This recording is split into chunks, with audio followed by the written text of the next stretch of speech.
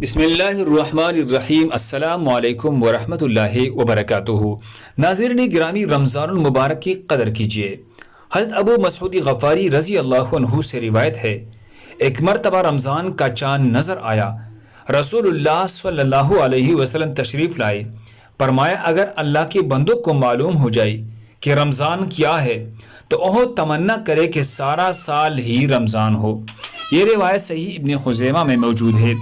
اللہ تعالیٰ کا لاکھ لاکھ شکر ہے کہ ہم میں سے اکثر کی زندگیوں میں رمضان کئی بار آ چکا ہے۔ اللہ تبارک و تعالیٰ بار بار نصیب فرمائے اور ہمیں اس کی قدر کرنے کی توفیق عطا فرمائے، اس کو ہمارے مغفرت اور جہنم سے آزادی کا ذریعہ بنائے۔